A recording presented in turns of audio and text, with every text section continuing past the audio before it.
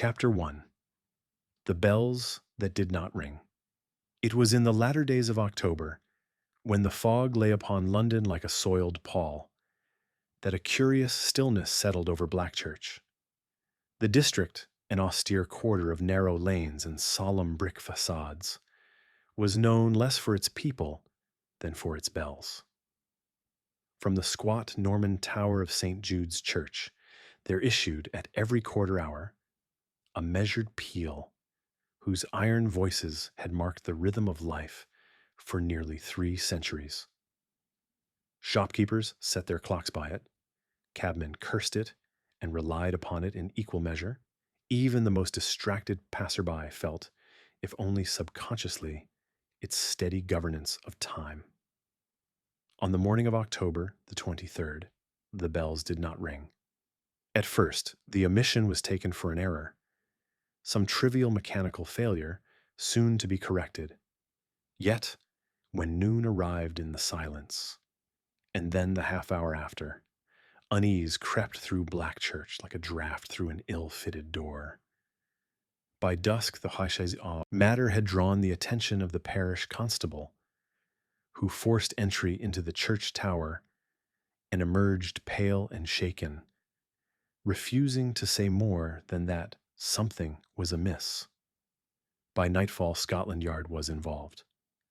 The following morning found Inspector Lestrade standing beneath the tower, his hat pulled low against the mist, his expression one of mingled irritation and concern.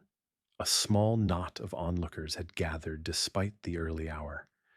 Respectable men in dark coats, women whispering behind gloved hands, and a pair of choir boys who stared at the church doors as though expecting them to speak. Inside the tower, at the foot of the spiral stair, lay the body of Mr. Alistair Crowe, senior bell ringer of St. Jude's for the past 15 years. There was no sign of struggle. No blood marred the worn stone floor. Crowe lay on his back, his arms arranged neatly at his sides, his face composed to the point of serenity. Had it not been for the waxen pallor of death, he might have been mistaken for a man resting after honest labor. Above him, the bells hung mute. Lestrade, who had seen death in many guises, found this one peculiarly unsettling. "It's the quiet of it," he muttered to the constable at his elbow. "A man dead under bells that won't speak gives one ideas." The constable nodded, though it was clear he had more feelings than ideas on the matter. The initial examination yielded little to satisfy a practical mind. Mr. Crowe's pockets contained his watch, stopped at 11 minutes past 9, his keys, and a small notebook listing the bell rotations for the week. There were no marks upon his person to suggest violence, no indication of poison readily apparent, and no disturbance in the tower to hint at a fall or accident. The stair showed no scuffing beyond the usual wear of years. The ropes were neatly coiled, as Crowe himself was known to keep them, and yet the bells had not rung. By noon, the newspapers had seized upon the story with an enthusiasm that bordered on glee. The Silent Bells of Blackchurch proclaimed the Morning Chronicle, while a rival paper speculated darkly upon ancient curses and ecclesiastical secrets best left buried. Lestrade read these accounts with growing irritation, for superstition was a foe against which his methods availed him little. It was therefore with no small relief that late that afternoon a cab drew up before 221B Baker Street, and Inspector Lestrade ascended the familiar steps. Dr. John Watson was seated by the window, a medical journal forgotten in his lap, when the inspector was shown in. Sherlock Holmes stood near the mantel, a violin tucked beneath his chin, drawing from it a thin, wandering melody that seemed to echo the mood of the fog-bound street outside. Holmes ceased playing at once upon Lestrade's entrance, and inclined his head in greeting. "Inspector, you bring the air of a man who has been listening for something that did not arrive." Lestrade snorted. "If you've already read about it, there's no need for theatrics." "On the contrary," Holmes replied, setting aside his violin. "Theatrics are unnecessary only when the facts are clear. Pray, tell us, did the bells ring at last?" "They did not," said Lestrade grimly. "And the man who should have rung them is dead." Watson observed the quickening of Holmes' eyes, that subtle sharpening of attention which signaled the arrival of a problem worthy of his powers. Holmes gestured to the chair opposite the hearth. "Begin at the beginning," he said, "and do not omit the trivialities. They are often the least trivial of all." As Lestrade spoke of the silent morning, the composed corpse, the absence of wounds, Watson found his thoughts returning to the image of the bells, suspended and voiceless above the body of their keeper. There was something profoundly disquieting in the notion, as though an order long taken for granted had been quietly withdrawn. When Lestrade finished, Holmes was silent for a moment. He crossed to the window and peered out into the fog, his fingers steepled beneath his chin. "A man found dead beneath bells that did not ring," he murmured. "No signs of violence, no sign of haste, and yet an interruption of routine so complete that it announced itself to the whole of Blackchurch. Tell me, Lestrade, was Mr. Crow punctual?" "As the clock he wound," said Lestrade. "Never missed a peal in 15 years by all accounts." Holmes nodded. "Then the silence is our loudest clue." Watson shifted in his chair. "You think the bells were silenced deliberately?" "I think," Holmes replied, turning at last, "that nothing which disrupts habit on such a scale is accidental. Either the bells were stopped to facilitate the death, or the death occurred to stop the bells. Which of those propositions is true will determine the nature of the crime." Lestrade rose. "That's precisely why I'm here. The yard's at a standstill. Some are muttering about heart failure, others about murder without a mark. I'd like you to have a look before the trail goes cold, if it hasn't already." Holmes' thin smile returned. "Cold trails are my specialty, Inspector. Watson, fetch your coat. We are going to Blackchurch." As they stepped once more into the fog, Watson could not shake the sensation that the silence of those bells was not merely the absence of sound, but the presence of something waiting, patient, deliberate, and unseen, to be heard. Chapter 2. Shadows on the Stone Spiral. The fog clung to London as we made our way through its damp, twisting streets toward Blackchurch. Holmes walked with the measured, almost mechanical precision that always marked his approach to a problem. I, for my part, struggled to keep up, my medical bag swinging against my hip, and my mind whirling with unanswered questions about Mr. Crow and the silent bells. Lestrade had remained silent during the cab ride, though his furrowed brow betrayed the tension simmering beneath his professional composure. Upon arrival at St. Jude's, the church loomed like a sentinel in the mist. Its Norman tower, once a proud marker of centuries of ecclesiastical authority, now seemed brooding and oppressive, the bells above silent as ever. The wooden doors creaked under Lestrade's hand as he pushed them open, and a faint scent of dust and candle wax wafted out, mingling with the chill of the fog outside. Inside, the church was nearly empty. A few parishioners lingered in quiet prayer, though their whispered anxieties were punctuated by glances towards the tower stairs. Holmes's eyes, sharp and unrelenting, surveyed the interior with an intensity that made even Lestrade shift uneasily. "Observe, Watson," Holmes said, his voice low.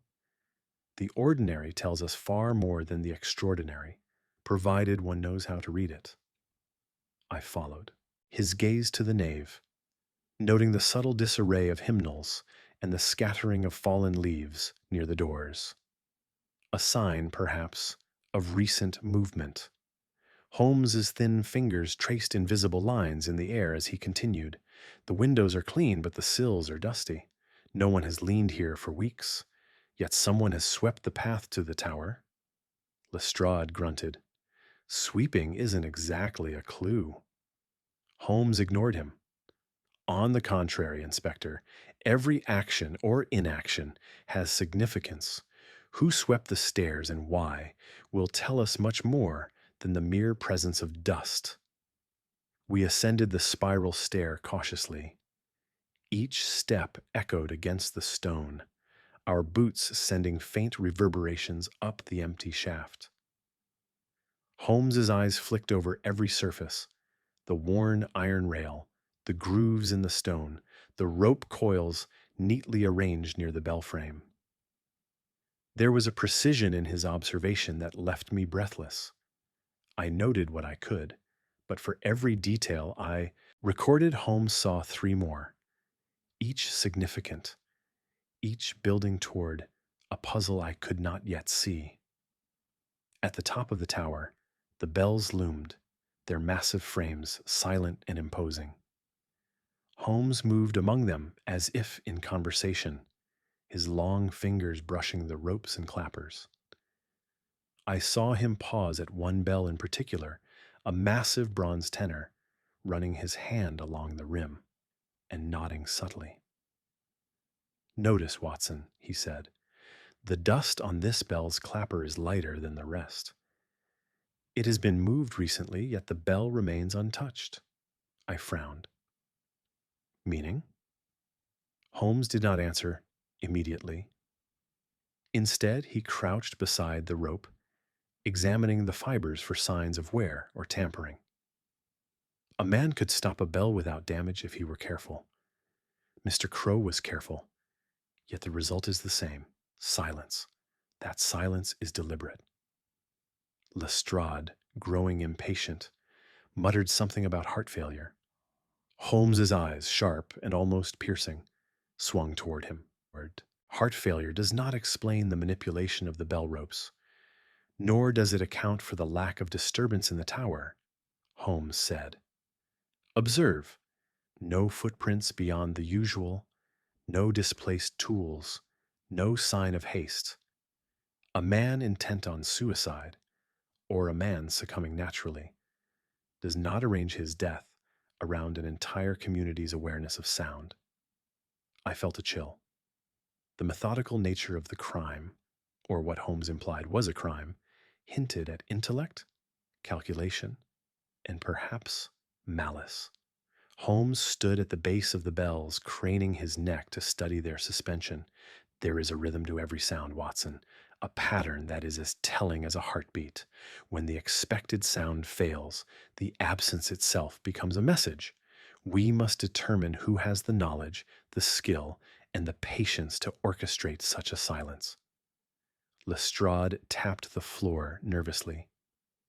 "You mean to say someone planned to, what, kill him and make the bell silent?" Holmes inclined his head. "Planned, yes. Kill him, quite possibly. And do not forget the bell's audience. Silence in a place that speaks to an entire district is communication. Whoever did this wanted the world to notice the absence, not merely the man." I shivered. There was a cold elegance in Holmes's reasoning, a detachment that made the implications more unnerving. The bells, once a benign measure of time, now seemed to loom over us like silent witnesses to a carefully constructed tableau. Moving to the body of Mr. Crow, Holmes examined the positioning of the arms and legs, the slight tilt of the head, the composure of the face. "Death, Watson, has many signatures. This one is curated. Note the hands, folded without tension as if guided by another. The positioning suggests knowledge of the body's repose, an understanding of how it would appear to any observer. I bent closer, noting the smooth pallor of the skin and the lack of bruising or contusions. I see nothing, I admitted. No marks, no signs of struggle. He appears peaceful. Precisely, Holmes said, which makes the presence of deliberate silence all the more crucial. The method and the message are entwined. Whoever did this understood both. Lestrade cleared his throat. So, where do we start? Who could want this man dead or his bells silent? Holmes straightened and regarded the inspector with a look that was part amusement, part impatience. Patience, Inspector, answers will come, but first, we must examine the scene in its entirety. Note, Watson, that the tower has a small hatch leading to the roof. It is secured from the inside, yet the latch shows faint scratches. I knelt to inspect it as instructed. The scratches were indeed there, subtle but deliberate, as if someone had forced the hatch without leaving obvious signs. Could that be our entry point? I asked. Holmes shook his head slightly. Perhaps, or perhaps it is a diversion. The simplest path is rarely the one taken by a clever man. Observe all possibilities, record them, but trust nothing until the facts dictate the conclusion. We descended the spiral stair, Holmes leading with his habitual purpose, his eyes scanning every corner. At the foot of the tower, he paused by a narrow window overlooking the churchyard. The fog plays a curious role, he murmured. It conceals as effectively as it reveals. Whoever moved here last night relied upon it. Watson, I realized, was beginning to sense the subtle poetry in Holmes's words, though I also sensed the tension beneath the admiration. I myself was caught between awe and unease. The more Holmes spoke, the more intricate the web appeared, and the clearer it became that any misstep might allow the architect of this silence to vanish without trace. Before leaving the church, Holmes lingered near the body once more. His gaze swept the tower with meticulous attention, then returned to Mr. Crow's notebook lying open. On a small lectern, the rotations, he murmured. All in order, no discrepancies. Yet something whispers to me that this is not the whole story. He closed the book gently, his finger lingering on the cover as if listening for a hidden truth. We shall proceed to the adjacent streets, he said at last. There are witnesses to be interviewed, patterns to discern, and an invisible hand that has set this stage. And remember, Watson, the simplest explanation is rarely the correct one. As we stepped out into the mist, I could not help but glance up at the silent bells. They hung like sentinels over a scene of perfect stillness, their absence of sound more eloquent than any shout. I had a sense that the case would not yield easily, that it would demand every ounce of Holmes's formidable intellect, and perhaps even then, the truth would be more cunning than we could imagine. Holmes, walking ahead, appeared already lost in the puzzle, his gaze distant yet intense. I followed, knowing that the fog of Blackchurch concealed more than just streets. It concealed the motives, the methods, and the mind of a criminal who had turned silence into a weapon. The first steps of our investigation had begun, and I felt, with an uneasy fascination, that the true depth of the mystery had yet to reveal itself. Chapter 3. The first suspect in the fog.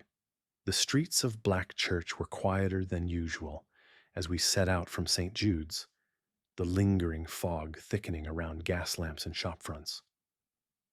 Holmes walked several paces ahead, his long coat trailing in the damp, his hands clasped behind his back.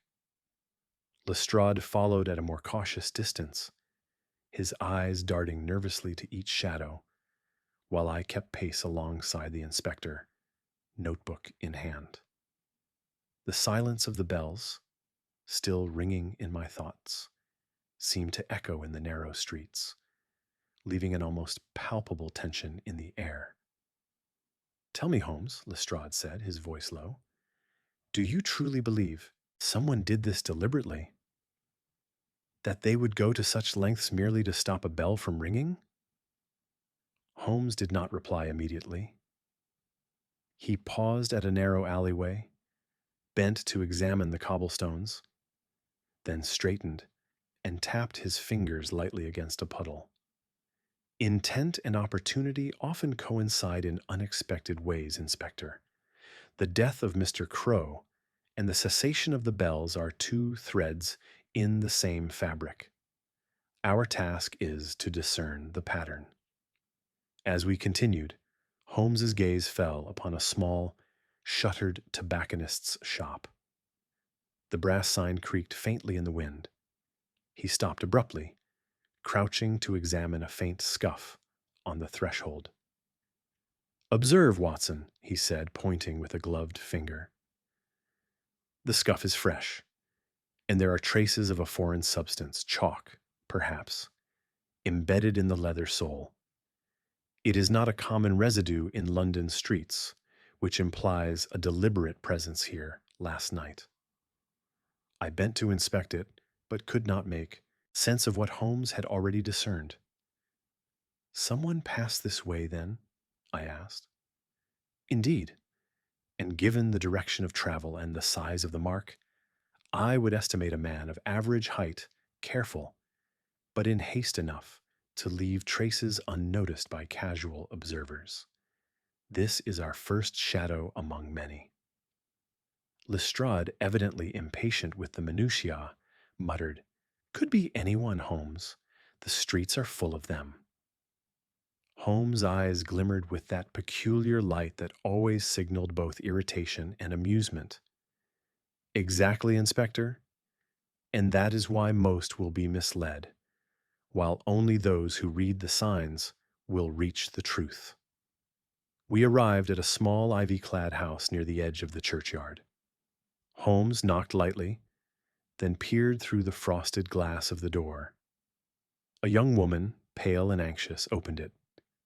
"Good morning," Holmes said in his quiet, measured tone.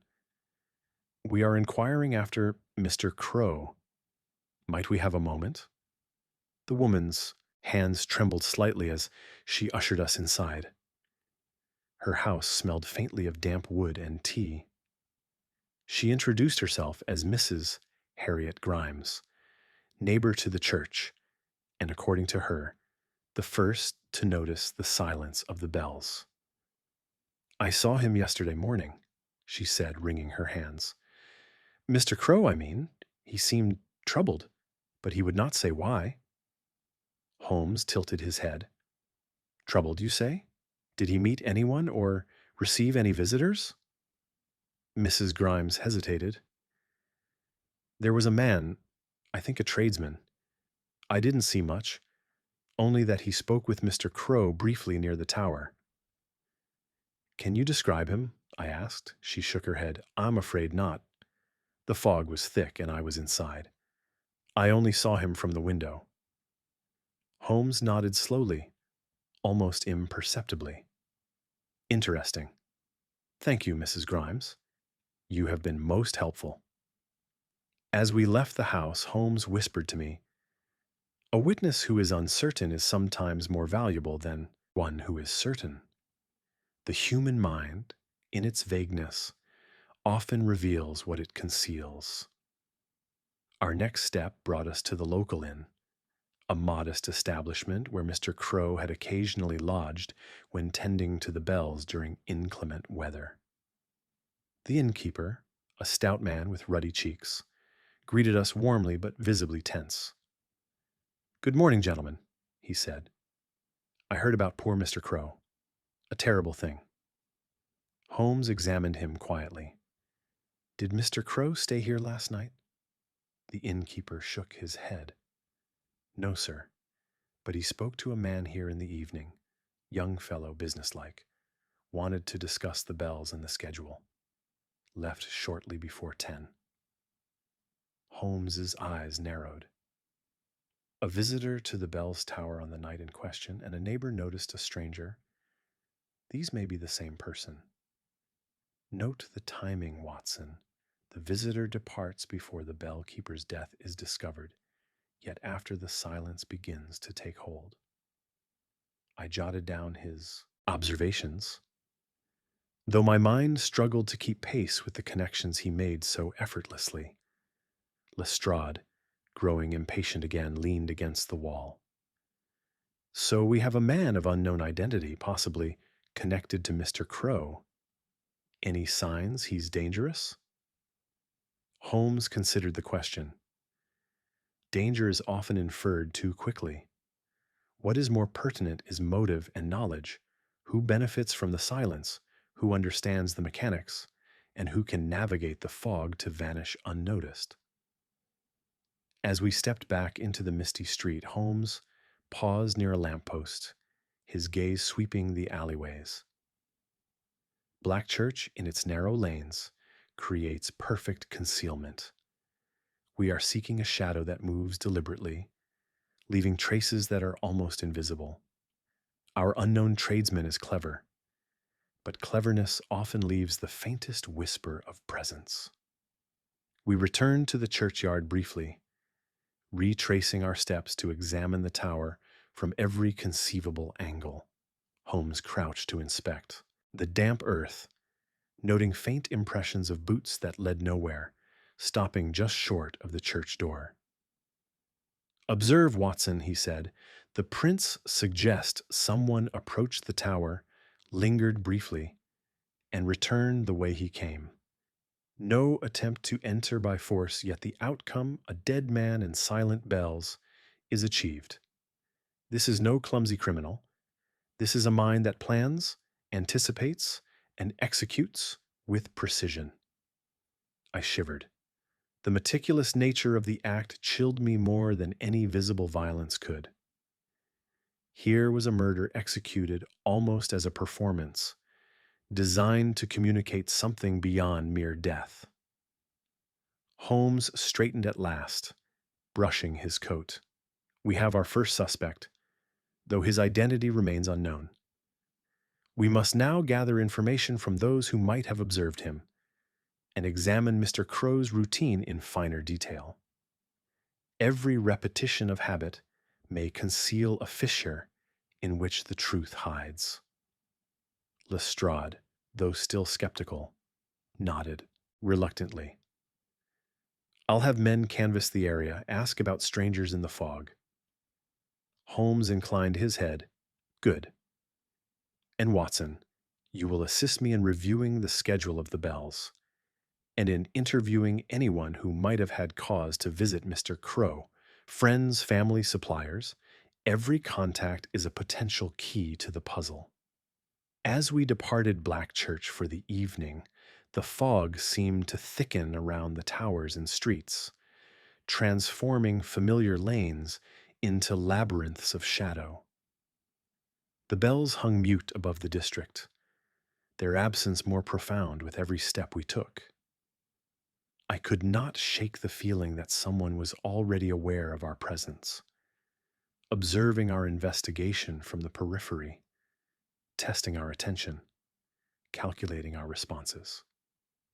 Holmes, of course, appeared oblivious, or perhaps indifferent, to any observer, save for the unseen logic that guided his every deduction. And in the quiet of that fog-bound evening, I felt the first real hint of the complexity of the case. It was no simple murder, no mere accident of silence.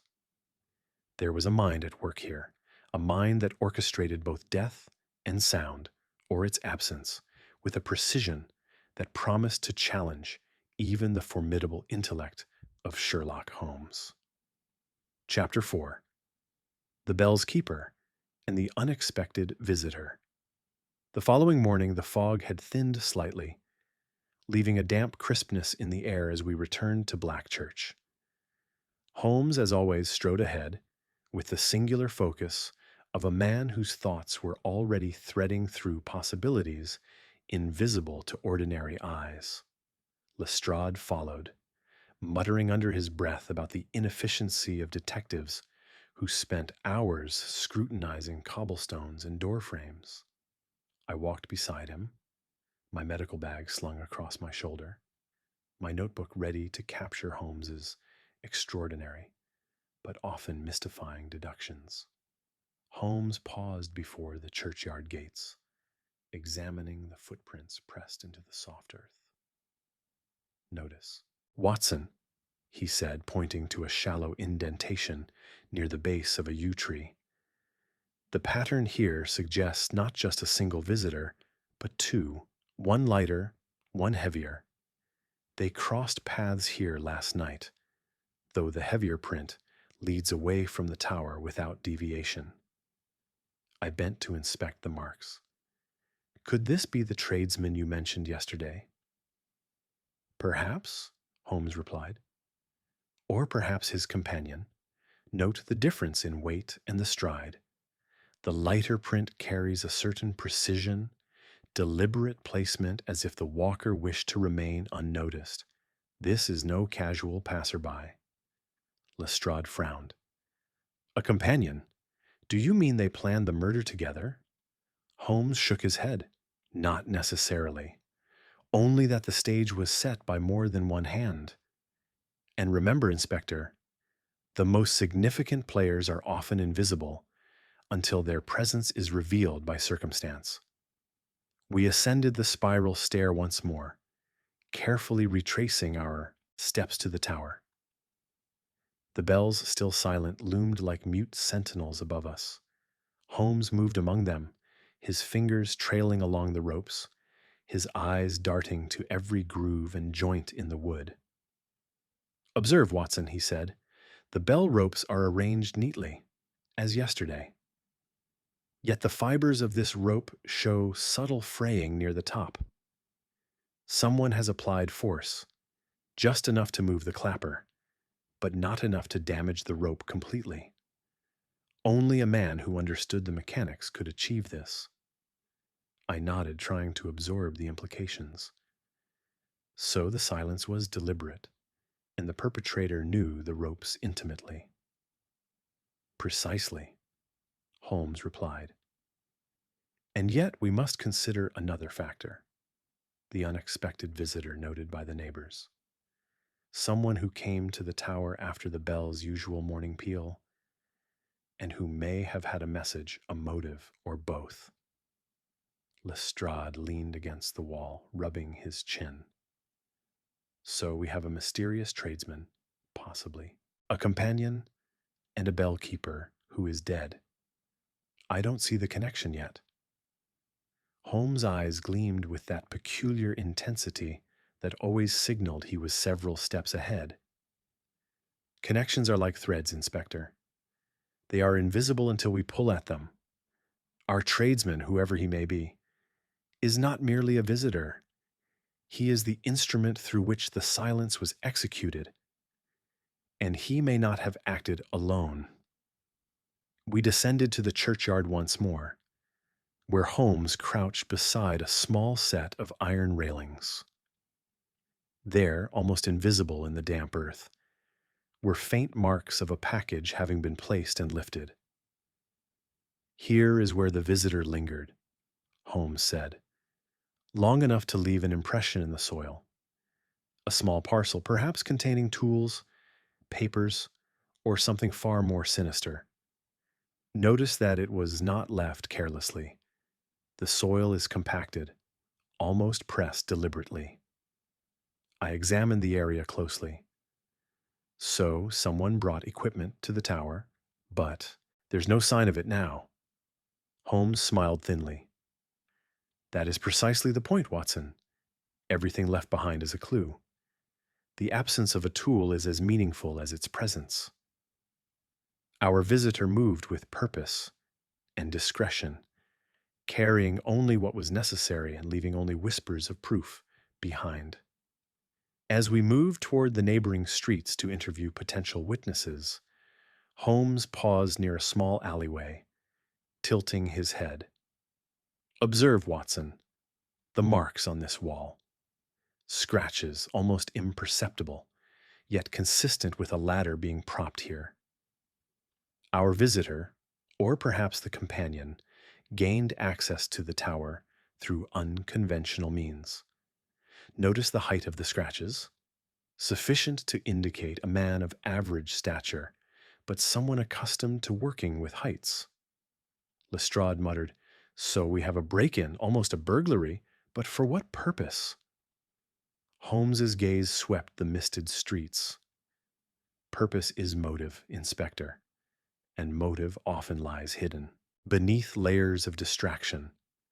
The bells were silenced, the keeper removed, yet no one else appears to have noticed.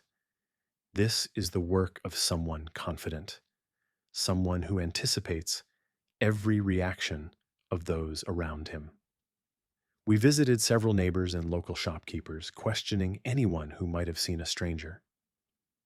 Mrs. Grimes, the pale woman from yesterday, reiterated her account of a man lingering near the tower window. A cobbler mentioned seeing a figure with a bundle, moving cautiously through the fog.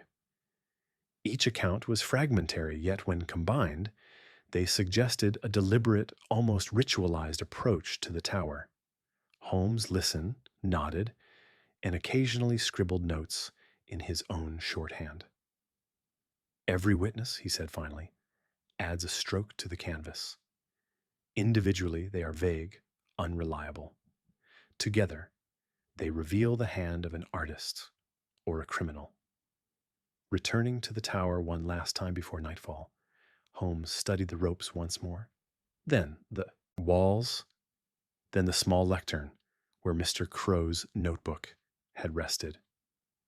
"Observe, Watson," he murmured, "that Mr. Crow's record of bell rotations is complete and meticulous. Yet someone, our tradesman, had reason to be here after the last recorded peal. The absence of disruption in the notebook suggests familiarity or confidence in what he intended to do." I frowned. "Confidence or arrogance?" Holmes' lips curved in a slight, almost imperceptible smile. "Perhaps both. The mind capable of planning a silence with such precision is unlikely to be careless.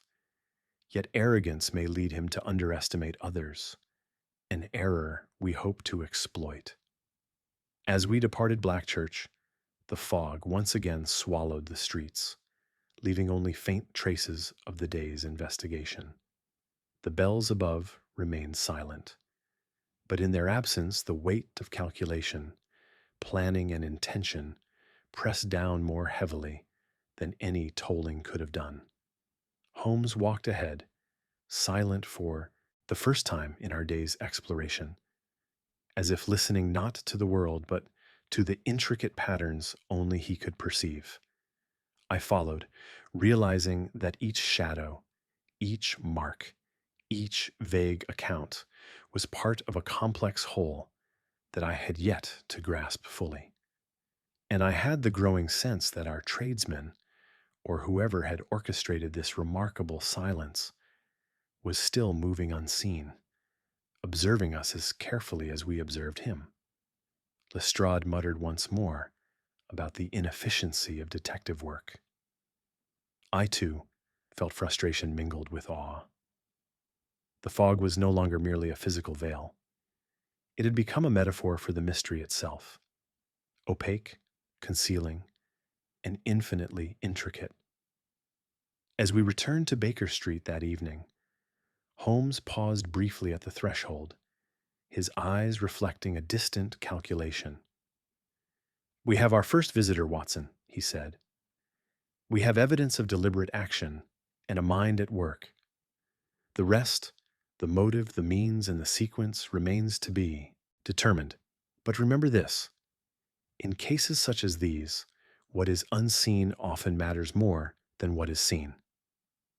And with that, He vanished into the familiar refuge of 221B, leaving Lestrade and me to ponder the subtle elegance and chilling precision of a crime that spoke as loudly in silence as it did in action. Chapter 5. A Tangled Thread of Suspicions. The morning after our renewed inspection of St. Jude's Tower, London was wrapped in that peculiar chill that seemed to seep into the bones rather than merely touch the skin. Holmes, as usual, emerged from Baker Street with his coat collar turned high against the wind, eyes gleaming with quiet anticipation.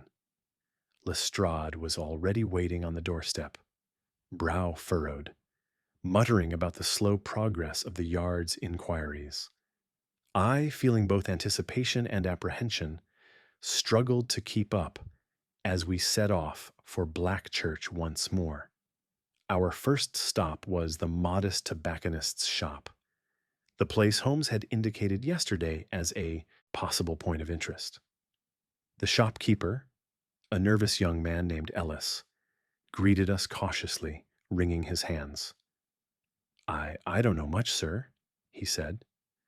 "I saw a man yesterday evening, yes, but he was in a hurry, and I didn't get a good look at him." Holmes's eyes narrowed. "A hurried man carrying what, exactly?" Ellis hesitated. "A small parcel, I think, wrapped in brown paper. He asked questions about Mr. Crow and the bells, then left almost at once. He seemed cautious." "Cautious, yes," Holmes murmured, making a small note in his notebook. "Observe, Watson, that a cautious man is a man who expects observation, and he is careful not to reveal the nature of his parcel. Every detail matters: size, shape, weight, manner of handling. All are clues that may lead us to motive and identity." Lestrade muttered impatiently. "So we have a man with a package asking questions and then disappearing. I fail to see how that narrows our field." Holmes smiled thinly. "It narrows it by revealing his knowledge and intent. A man who inquires about a bell-keeper knows more than the casual passerby, and the package suggests preparation. Not all murders are of passion. Some are of calculation." From the tobacconist, we proceeded to the residence of one Mr. Lionel Faraday, a local watchmaker known for his meticulous craftsmanship. According to a neighbor, Faraday had visited Mr. Crow on the evening before his death, ostensibly to inspect the bell's timing mechanisms. Holmes' eyes gleamed as we were shown into Faraday's workshop. The room smelled of oiled metal and varnish, filled with gears, pendulums, and countless timepieces ticking in faint dissonance. Faraday himself was a slender man with nervous hands and a twitching lip, wearing a soot-stained apron and spectacles that magnified his pale, anxious eyes. "Mr. Faraday," Holmes said smoothly, "we understand you visited Mr. Crow yesterday. Could you recount the purpose of your visit?" Faraday cleared his throat, fumbling with a small gear in his hand. Yes, yes, purely technical. The bells, timing, you see. They have a precise sequence, and a slight irregularity could disrupt the chimes. I merely checked the mechanisms." Holmes observed him closely. "You handled the bell ropes, I presume?" Faraday nodded, eyes darting. "Yes, but only to ensure they moved freely. I could not interfere with the operation otherwise. I assure you, sir, I had no ill intent." Holmes's gaze lingered on a small smudge of chalk on Faraday's fingers. "Curious," he murmured. "And this, Mr. Faraday, how did it come to be on your hands?" Faraday looked down at his palms, confusion and anxiety mingling. "I don't know. Chalk? Perhaps from the stairwell? I must have brushed against it accidentally." Holmes, however, seemed unconvinced. He turned to me as though speaking to an invisible audience. A tradesman who examines mechanisms, yet leaves the smallest trace of foreign material, is a man whose carelessness may betray his intentions. We must note this, Watson, but with caution. Nothing is yet proven. Suspicion is not guilt. Lestrade, visibly frustrated, muttered under his breath about an entire community of suspects and time wasted. Holmes, as ever, ignored him, moving on to examine the watchmaker's instruments with meticulous attention. Next, we visited the residence of Mrs. Grimes, the neighbor who had seen the shadow of the mysterious visitor. She had received us with evident nervousness, wringing her hands in a thin, trembling manner. "Did you notice anything unusual about the visitor?" Holmes asked, his tone gentle yet penetrating. Mrs. Grimes hesitated. He was careful, I think, polite, too, and he seemed to know where to go. He moved as if he had a purpose, but I couldn't see his face clearly in the fog. Holmes nodded. Purpose, Watson, is often a more reliable indicator than appearance. Observe how she unconsciously emphasizes the precision of his movements, an admission that the visitor acted deliberately, without error. And that, my dear Watson, is our first true glimpse of a mind behind the action. Outside her house, we retraced the visitor's steps towards the tower. Holmes paused frequently, examining subtle scuffs in the road, marks on the walls, and the faint depressions in the soil of the churchyard. "Every imprint tells a story," he murmured. "Every trace, however faint, is a word in the sentence of crime. Note that he returned by the same path he approached, predictable but confident. A man who expects no observation need not vary his route." As the day wore on, rumors began to circulate among the residents of Blackchurch. Some suspected a rival bell ringer from a distant parish. Others whispered of a disgruntled apprentice or a tradesman angry over unpaid debts. The small district, usually serene, began to feel the weight of fear and suspicion settling over it like a heavy fog. Holmes, however, remained unfazed by public conjecture.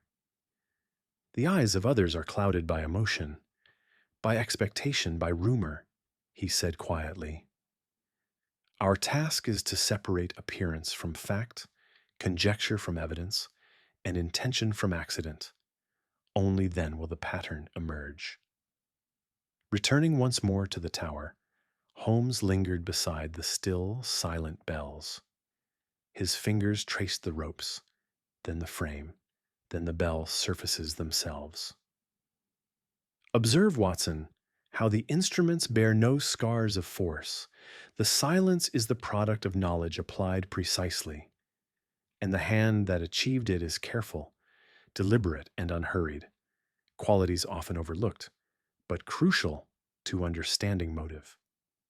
I could not help but feel the tension of anticipation. Each new witness, each faint mark or trace, seemed to add to a labyrinth whose exit we had not yet found. And yet Holmes's calm, his methodical certainty, suggested that he was already several steps ahead of both us and the unknown visitor. As we departed the tower for the evening, the fog had returned in earnest, curling around the narrow streets and cloaking the district in silence once again. Holmes's eyes, fixed on some distant calculation invisible to me, seemed to absorb every nuance of the streets, the alleys, and the faint footprints of yesterday. Lestrade muttered about calling it a day, but Holmes shook his head. "Patience, Inspector. Every investigation has a rhythm, just as the bells do. We are merely learning to listen to the pauses." And so we left Blackchurch. The first threads of suspicion tangled and twisted, the identity of our visitor still hidden, and the silent bells above marking not ours, but the gathering suspense of a mystery whose resolution would demand every ounce of intellect at our disposal. Chapter 6. The Hidden Inconsistency. The next morning dawned over Blackchurch with a faint drizzle, each droplet merging with the lingering fog to create a damp, mist-laden world in which shadows were distorted and details obscured. Holmes, however, seemed entirely impervious to the weather, his tall figure striding with a deliberate purpose along the cobbled streets, eyes scanning every doorway, window-sill, and muddy footprint. Lestrade muttered again about the futility of detectives who chase shadows, while I kept pace alongside, recording observations as best I could, conscious that Holmes's mind was already several steps ahead of us. Our first stop was, once more, St. Jude's Tower. The bells above remained silent, suspended in their frame like gargantuan, motionless sentinels. Holmes moved among them with his usual precision, his gloved hands tracing each rope and clapper, his eyes flicking to the smallest irregularity. I followed, careful not to disturb his focus. "Observe, Watson," he murmured, crouching beside one of the clappers, the faint scratches along the inner rim of the bronze. One would overlook them, dismiss them as accidental, yet they are deliberate. Someone handled the bells in a particular fashion, and their method left a trace unnoticed by all but a trained eye. I bent closer, noting the subtle abrasions. "Could this be the tradesman?" I asked, recalling Ellis's description. "Perhaps," Holmes replied, "or someone else entirely. The key is not merely the presence of the marks, but their arrangement. These scratches suggest an attempt to manipulate without force. A man of skill and caution, yet one whose confidence borders on arrogance." Lestrade, growing impatient, muttered, "Confidence or not, the man is still at large. How do you propose to catch him?"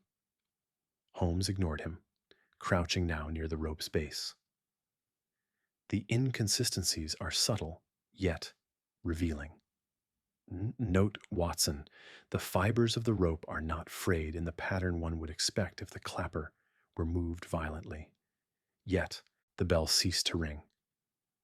There is a hidden discrepancy here, a contradiction that escapes all but the most meticulous observer."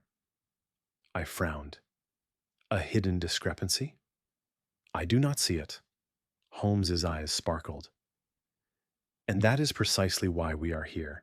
A discrepancy is something that does not align with expectation, a deviation from the pattern that should exist. In this case, it is the timing of the final peal yesterday. According to Mr. Crow's notebook, the sequence was completed at precisely 9 minutes past 9. Yet the clock in the church tower stopped at 11 minutes past 9, leaving a gap unaccounted for." Lestrade shook his head. "I fail to see why that matters. A clock can stop for any number of reasons." "Ah, Inspector," Holmes said with a thin smile. "But the mechanism was examined by Mr. Faraday, our watchmaker. He confirmed its accuracy. The failure, therefore, is not mechanical, but deliberate. And yet, paradoxically, the rope shows no strain of such an interruption. The clapper moved without force, the bell remained silent, and the sequence was recorded as complete.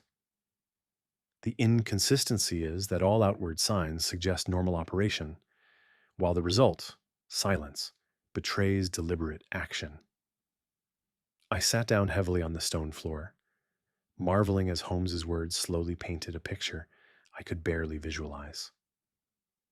"So, someone stopped the bells in a way that left no evidence?"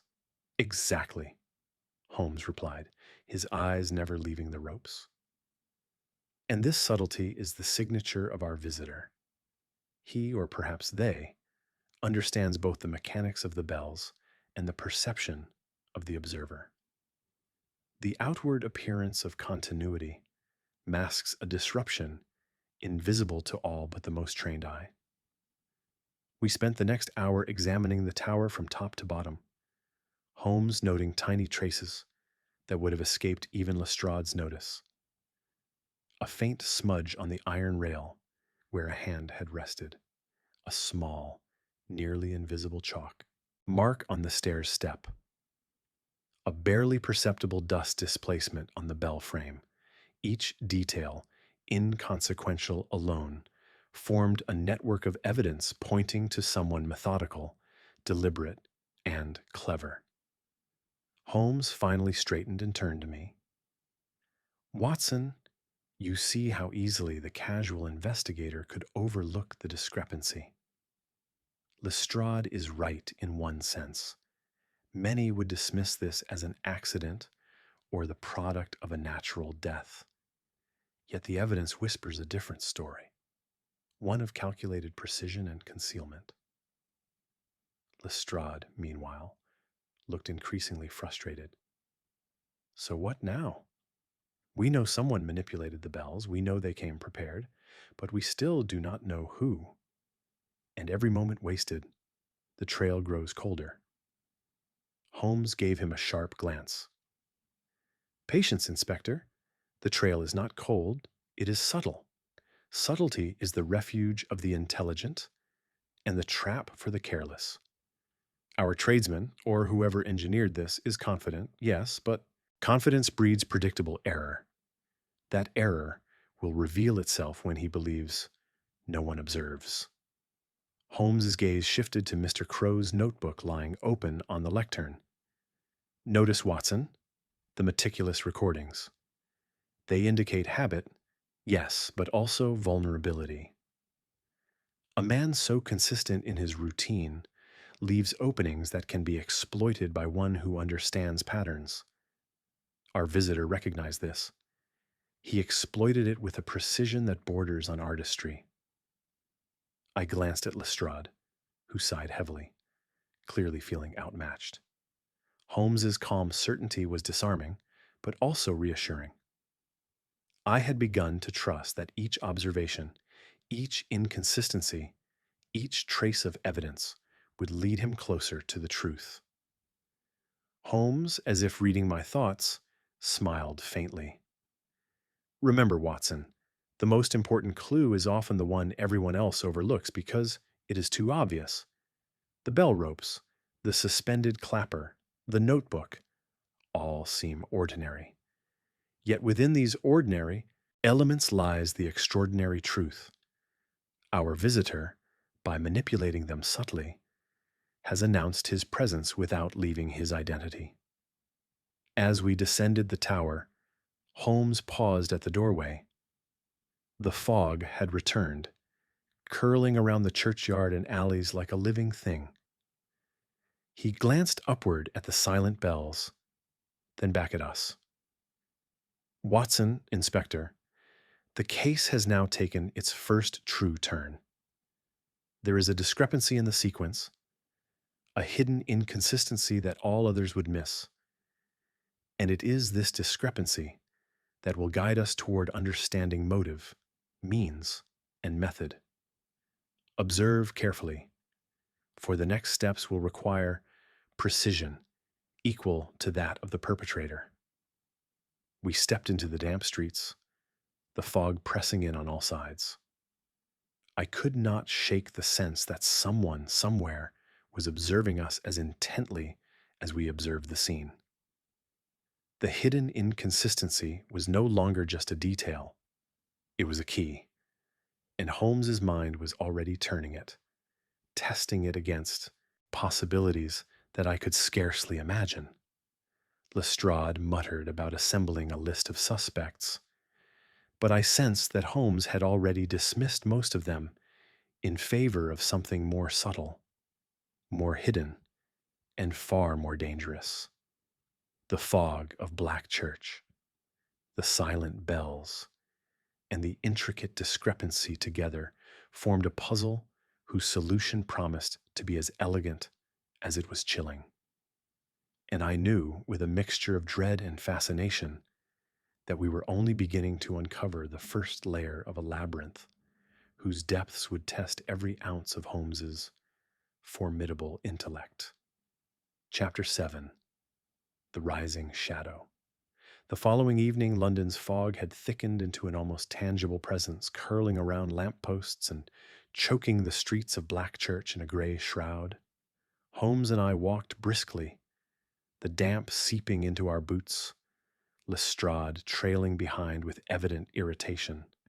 The events of the past days, the silent bells, the mysterious visitor, the hidden inconsistency had left an uneasy tension lingering over the district. I had begun to feel, with a growing sense of foreboding, that the case was moving faster than any ordinary investigation, that the culprit, or culprits, might already be anticipating our every move. Holmes, as usual, seemed entirely absorbed in calculation, his eyes flicking to footprints, doorways, and the faintest disturbances in the mud. "Notice, Watson," he said in that quiet, precise tone that always signaled a deduction. "The fog not only conceals but communicates. Those who move with purpose through it leave traces that are invisible to the unobservant, but glaring to a trained eye." I bent to inspect a set of small footprints beside the churchyard wall. "These are fresh," I said, "but small, lighter than the ones we observed earlier." "Exactly," Holmes replied. "A second visitor, perhaps, or the first revisiting the scene under cover of darkness. Observe the stride, measured, deliberate, and cautious. Whoever this is, they do not act without calculation." Lestrade muttered something about patrols and constables. Holmes ignored him, turning instead to examine the church doors and the ground around them. "The pattern of movement here," he murmured, "suggests someone was looking for a specific point of access, yet with an awareness of observation. They test and retreat, probing weakness without revealing themselves. A shadow moves among the fog, yet the shadow leaves evidence for those who know where to look." As we approached the tower, a faint sound caught my attention, a subtle scraping, almost imperceptible above the mist. Holmes paused, eyes narrowing. "There it is," he whispered. "Listen, Watson, not to what is present, but to what is absent. The silence itself carries meaning." We moved swiftly, yet cautiously toward the sound. At the base of the spiral stair, we found a small bundle, wrapped in brown paper and partially soaked from the drizzle. Holmes examined it carefully, untying the string with precise fingers. Inside lay a set of bell ringer's gloves, a small coil of rope, and a folded note. Holmes's eyes gleamed with satisfaction. "Here's our visitor's signature, Watson, the tools and a message. Observe how the parcel was left, not carelessly but calculatedly, with minimal disruption to the ground. The hand that left this is confident, precise, and anticipates discovery." Lestrade peered at the contents with suspicion. "A trap, perhaps, or a taunt?" "Perhaps both," Holmes replied. "And perhaps neither. The clever criminal leaves hints, knowing that those who chase shadows will interpret them in myriad ways. The evidence is a language, not a provocation." The note, folded with care, bore only a single sentence. "The silence was necessary. The time will tell." Holmes read it carefully, then handed it to me. "Observe, Watson, the handwriting. Precise, deliberate, with slight flourishes in the capital letters. The writer is educated, practiced, and confident. Yet the sentence itself is enigmatic, designed to mislead as much as to inform. A puzzle within a puzzle." I could not suppress a shiver. The audacity and the intelligence behind this act was almost chilling. "Holmes," I whispered. He or she is playing with us. Holmes nodded. Indeed. But notice, Watson, the misdirection is deliberate. It is the hallmark of a mind accustomed to concealment. The visitor tests our perception, lays subtle traps, and expects us to stumble. Yet the smallest detail, often overlooked, will betray the truth. We spent the next hour carefully inspecting the tower and surrounding churchyard. Holmes noted faint chalk marks along the iron railing, subtle depressions near the door where someone had rested briefly, and a smear of soot along the steps suggesting a lantern had been placed there. Each clue, insignificant alone, formed a coherent picture of the visitor's method: deliberate, cautious, and exceptionally clever. Returning to the streets of Blackchurch, Holmes paused to examine the alleyways. The fog aids the observer and the observed alike, he said.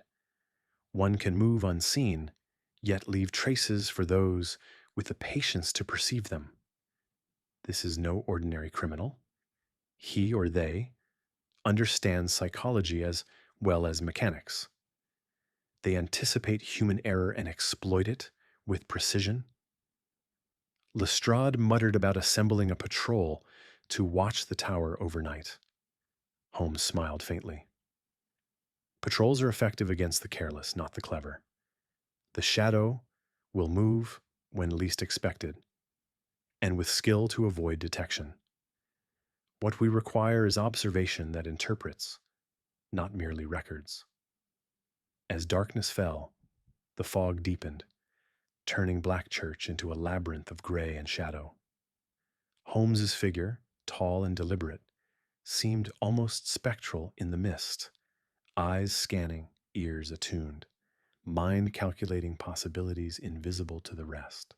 Of us, I, walking beside him, could not help but feel that the visitor, our clever, deliberate, enigmatic adversary, was already aware of our investigation, watching, testing, and perhaps even leading us toward an outcome of their own design. By the time we returned to Baker Street, I was exhausted by both the damp and the tension. Yet Holmes, ever restless, remained upright at his window, gazing toward the distant towers of Blackchurch. The rising shadow is active, Watson, he murmured. We have signs of deliberate action, subtle communication, and a mind that thrives on misdirection. The next steps must be taken with equal care. One false move, and the pattern will be lost to us. Lestrade, clearly frustrated, muttered about calling in reinforcements. Holmes shook his head. No. We proceed as we have from the beginning, with observation, deduction, and patience. The shadow moves, but it leaves traces. And every trace, no matter how faint, brings us closer to understanding motive, method, and the mind behind it. I sat silently, absorbing his words.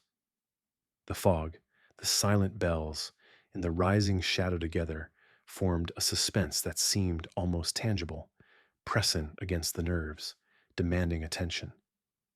I realized, with a mixture of awe and apprehension, that we were entering a stage of the case in which every action would be scrutinized, every observation weighed, and every misstep exploited by a mind as careful as it was intelligent. Holmes, as always, was already several steps ahead. The rising shadow was no longer merely a visitor in Blackchurch. It was an adversary in a battle of intellects, and the stakes were higher than I had yet understood. Chapter 8: Holmes's Strategic Play. The next morning, a faint sunlight broke through London's lingering fog, but it carried little warmth. Holmes, already at the window of 221B, seemed less concerned with the weather than with the intricate mental map he had been constructing since our first visit to St. Jude's.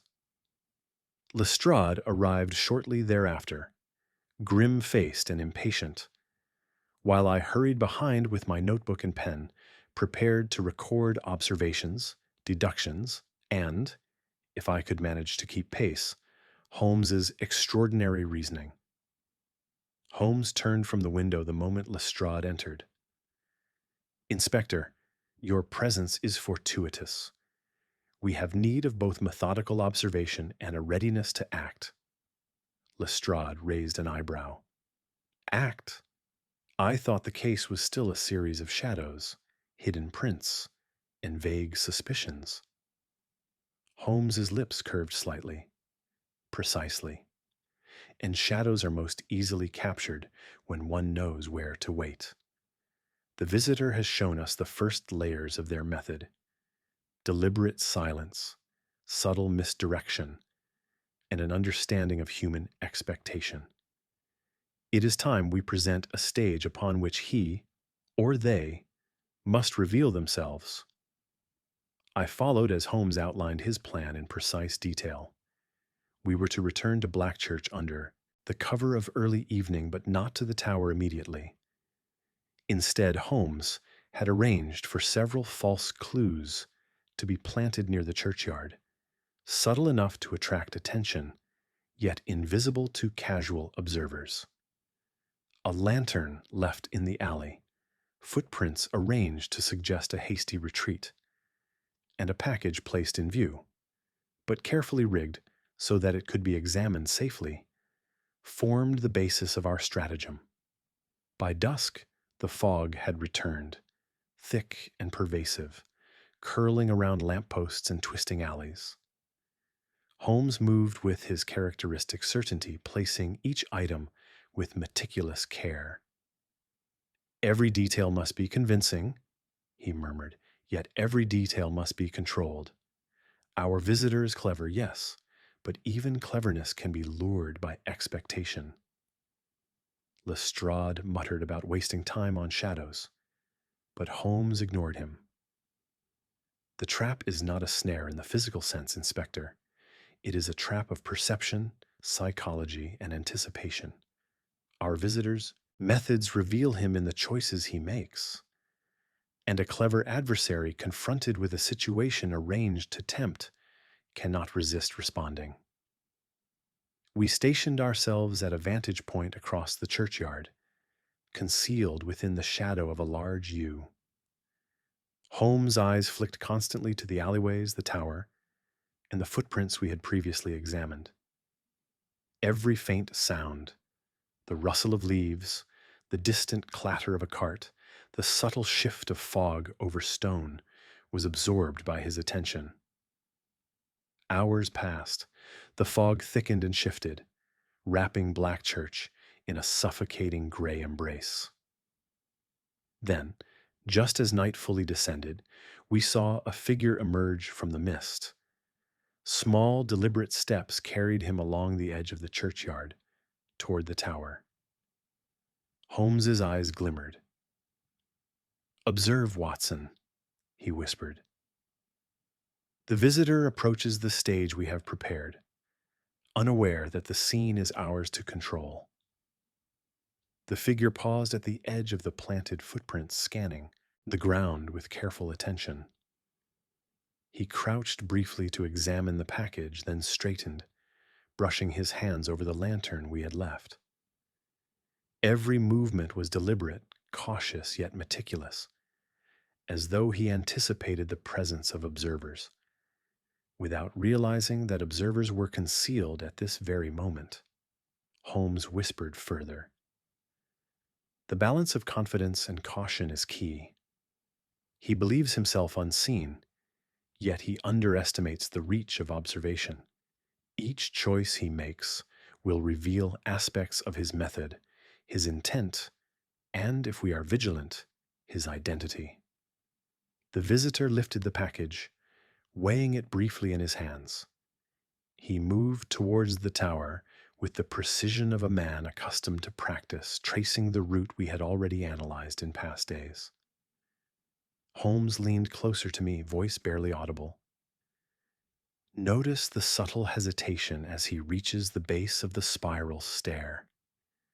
That hesitation, Watson, Is the unconscious signal of expectation disrupted, an internal acknowledgement that the environment does not match his assumptions? We watched as the man ascended the tower, hands brushing against the ropes, examining the bell frame with a mixture of familiarity and calculation. Then he paused abruptly, glancing towards the churchyard. For the first time, his awareness of observation, however faint, was evident. Holmes's eyes shone. He suspects yet cannot be certain. And in that uncertainty lies our advantage. Observation will force him into revealing himself further, and a single misstep may betray his methods. Minutes stretched into tense eternity as the visitor moved silently, adjusting the ropes, inspecting the clappers, and finally placing the small gloves and coil of rope back into the package. His movements were precise, but one action, a faint scrape against the tower's iron railing, produced a mark too subtle for anyone but Holmes to perceive. "There it is," Holmes whispered. "A mark revealing pressure, applied differently than expected. Confidence, yes, but carelessness in a single detail. Every criminal leaves an imprint, Watson, even the cleverest.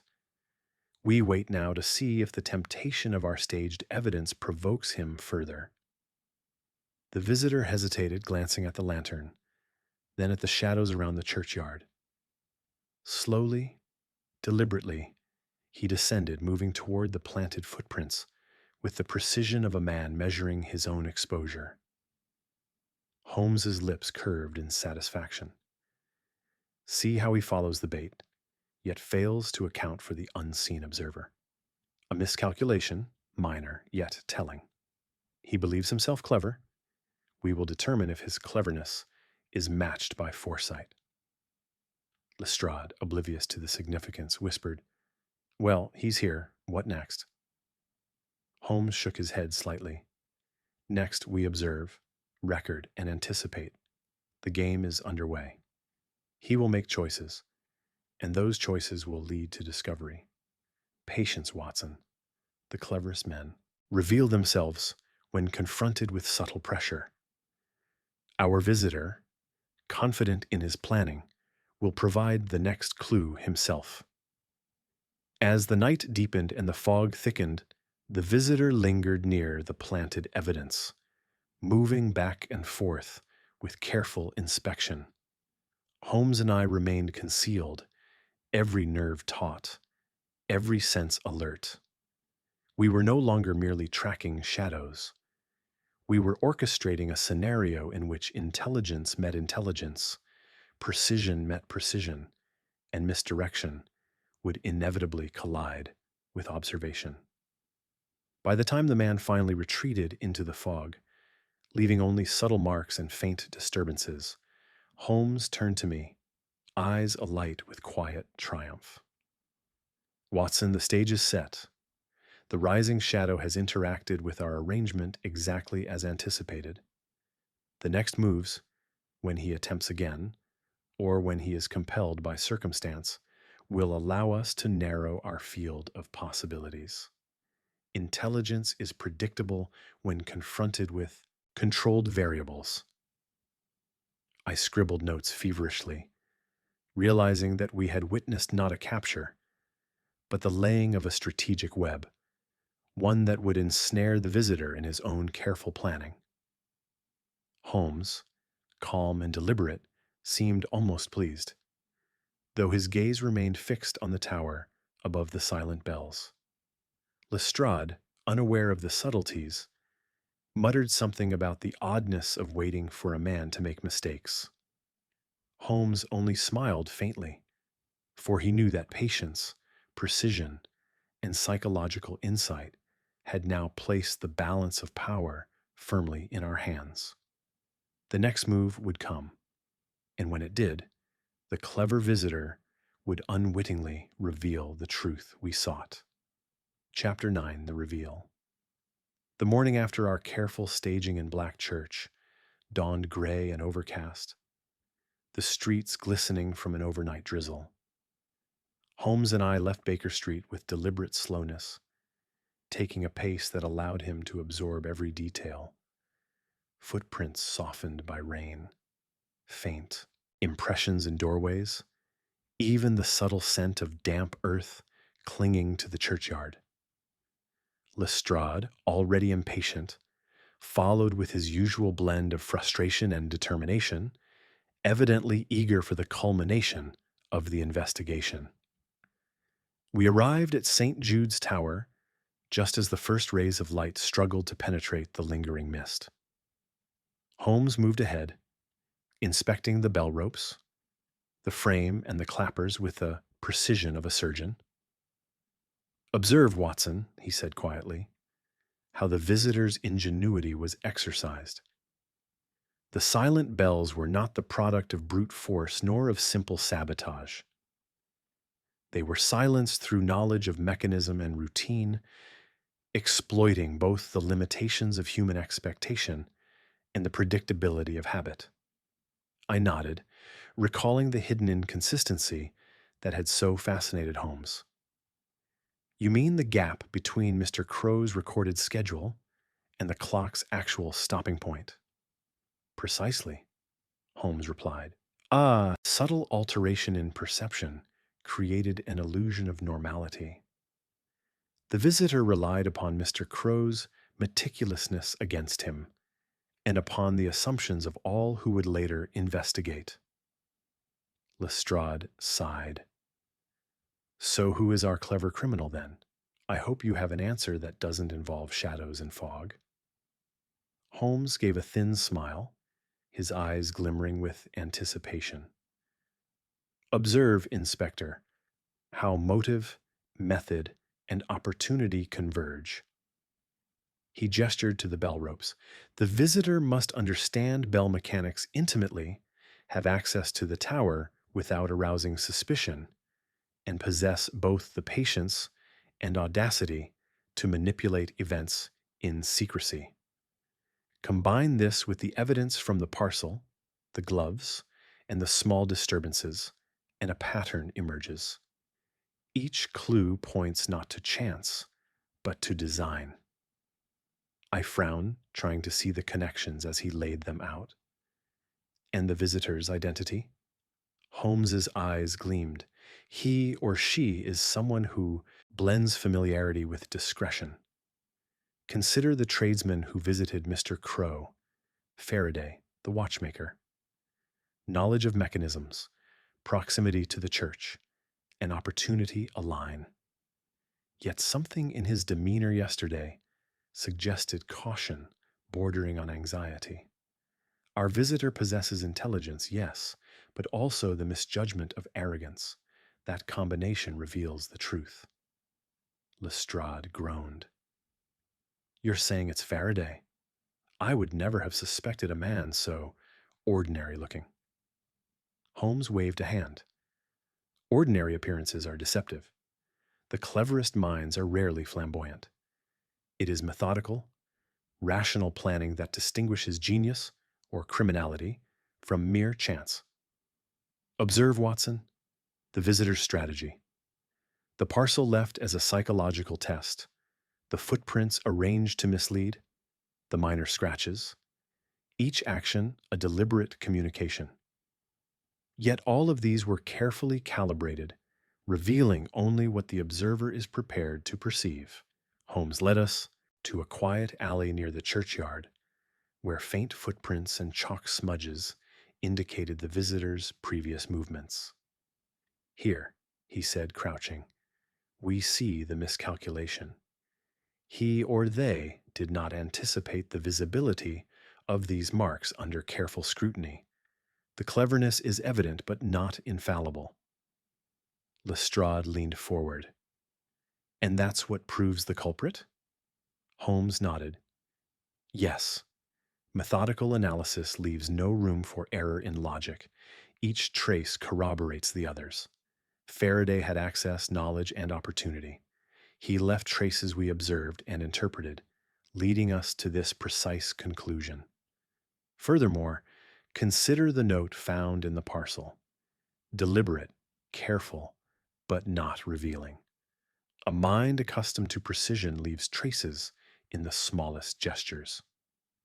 I still hesitated. But why? Why would Faraday orchestrate this, leave the bells silent, and kill Mr. Crow without leaving evidence? Holmes' expression grew contemplative. Motive. Watson is rarely simple. Faraday, brilliant yet underappreciated, was likely aggrieved by Mr. Crow's refusal to allow alterations to the bell mechanism. Pride, resentment, and the desire to execute a flawless plan, combined with the cover of the fog and the expectation of routine, culminated in the crime. He created silence, both literal and symbolic, to assert control over what he deemed a flaw in his professional environment. Lestrade scowled. So it was pride that drove him, and yet he left us all hints? Holmes's thin smile returned. Indeed, Inspector. The clever criminal desires not merely to act, but to demonstrate the brilliance of the act. He underestimated only our capacity for observation. We returned to the tower, and Holmes demonstrated the precise method by which Faraday had silenced the bells.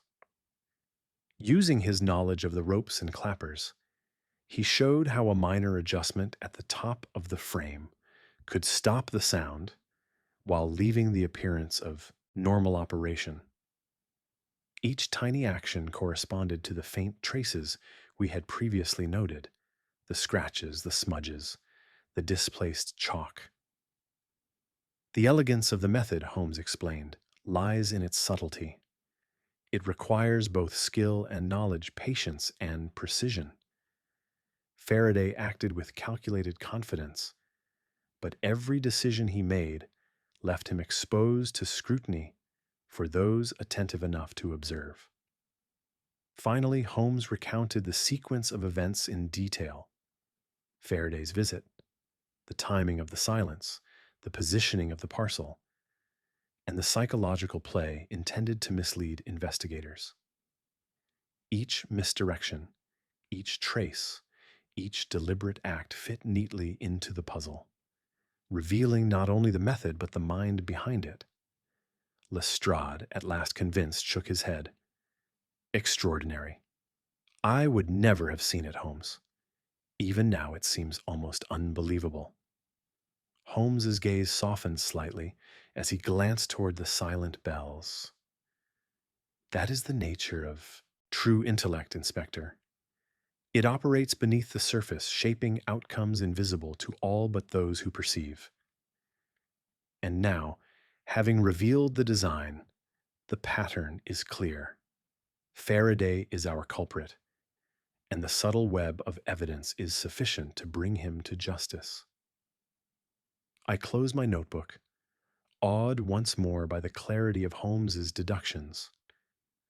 The silent bells had spoken after all, not in sound, but in the meticulous arrangement of evidence. Faraday's brilliance, combined with his arrogance, had ensured that his own hand guided us inexorably toward the truth. Holmes, as ever, seemed almost indifferent to the triumph, focusing instead on the quiet elegance of the reasoning itself. "Observe, Watson," he said softly. "The mind that plans with such precision also reveals itself through the smallest inconsistency. The ordinary and the subtle combine to expose what is hidden. Justice is not merely enforcement, it is the illumination of truth." And so, for the first time since the bells fell silent, the fog of uncertainty lifted, leaving only clarity, understanding, and the meticulous satisfaction of a mystery perfectly unraveled. Chapter 10. Aftermath and Reflection. The following morning, the streets of Blackchurch carried a peculiar stillness no longer oppressive, but tempered by the knowledge that the mystery of the silent bells had been resolved. Holmes, Lestrade, and I arrived at St. Jude's just as the first rays of sunlight pierced the dissipating fog. The parish was slowly returning to its usual rhythm, though whispers lingered among the shopkeepers and residents, recounting the events of the past week with fascination and incredulity. Lestrade, ever pragmatic, had already arranged for Faraday's arrest.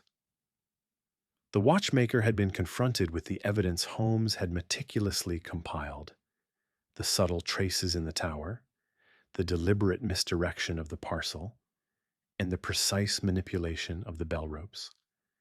Confronted with the impossibility of denying his actions, Faraday had confessed, his voice a mixture of pride and resignation. The inspector's satisfaction was tempered by awe. It was rare that the yard witnessed a crime so elegantly conceived and so thoroughly unraveled by observation alone. Holmes, as always, seemed curiously detached from the excitement.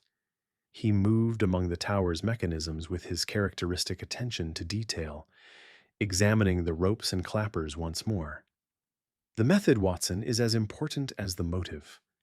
Faraday executed his plan with remarkable precision, yet the smallest inconsistencies, the scratches, the chalk marks, the subtle placement of the parcel, betrayed him. Even a mind of extraordinary cleverness cannot escape the consequences of its own meticulousness. I observed the bell tower, now silent but for our voices, and could not help but feel a strange reverence. The bells themselves had never spoken of their keeper's fate, yet in their silence every clue had resonated with meaning. Holmes had listened where others could not. He had interpreted where others merely recorded, and in doing so, he had illuminated the truth with a clarity that left no room for doubt. Lestrade, brushing rain from his coat, shook his head in wonder. I must admit, Holmes, I underestimated both the crime and the criminal.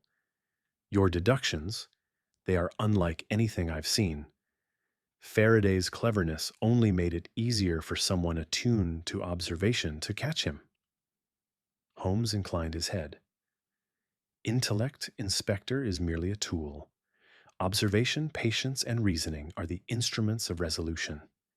Faraday relied upon the predictability of habit and the concealment of routine. Yet routine itself becomes a language for those who can read it. I, too, felt compelled to comment, though I struggled to put into words the depth of my admiration. Holmes, it never ceases to astonish me how you see the significance of what others overlook entirely. Holmes' expression softened slightly, almost imperceptibly, as he glanced toward the tower. Watson, the ordinary is often the most revealing. Faraday's genius lay in his precision. His downfall lay in the trace evidence he underestimated. Every crime leaves a signature. It is not violence, nor audacity, nor threat that betrays a criminal, but the quiet, almost invisible errors that a mind attuned to detail can perceive. As we descended the spiral stairs, the village clock struck noon. The sound echoed through the streets, restoring the rhythm of Blackchurch. The bells, now recommissioned under careful watch, rang out in full, deliberate tones, a return not merely to sound, but to order. Residents paused in their tasks, listening, some with relief, others with awe. And even I felt a shiver at the sheer resonance of history restored. Holmes paused at the doorway, turning to observe the parish one last time. Justice, Watson, is not always a matter of confrontation. Often, it is the revelation of truth, the illumination of hidden patterns. Faraday acted with skill and confidence, yet the careful and patient mind of an observer ensured that the truth emerged. Lestrade, satisfied that the culprit was secured, took his leave, promising to handle the formalities. Holmes and I retraced our steps through the damp streets, the fog now thinning to mist. Silence still lingered in pockets, but the weight of uncertainty had lifted. As we returned to Baker Street, I found myself reflecting on the events with the mixture of relief and awe that Holmes always seemed to elicit. The visitor's cleverness, the subtle misdirection, the hidden inconsistencies, all had been threads in a tapestry that only Holmes could unravel.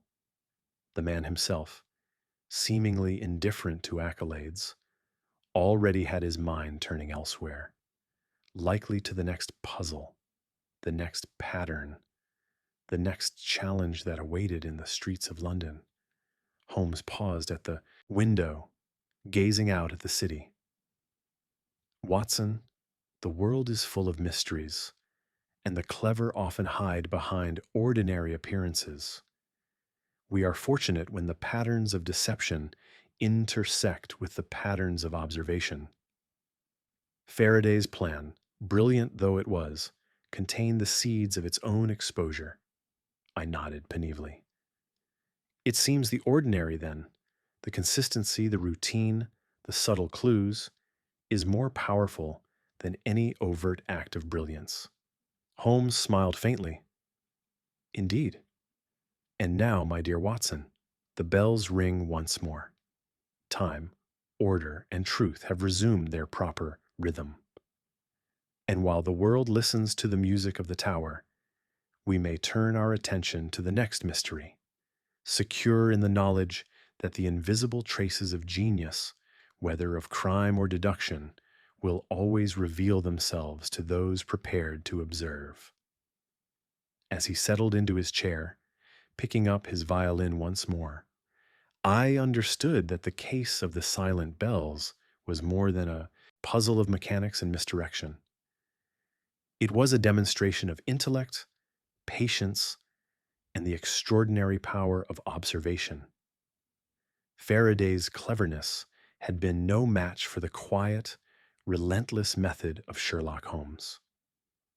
And so, as the sun broke through the clouds and illuminated the streets of Blackchurch, I wrote these reflections with admiration and gratitude, knowing that the silence had spoken, the mystery had been solved, and the subtle triumph of reasoning over cunning had once again been demonstrated. The city continued on, unaware of the drama that had unfolded above the churchyard. The bells tolled with full resonance, marking not merely the hours, but the restoration of order, the unveiling of truth, and the enduring brilliance of a detective whose mind was, in every sense, unrivaled.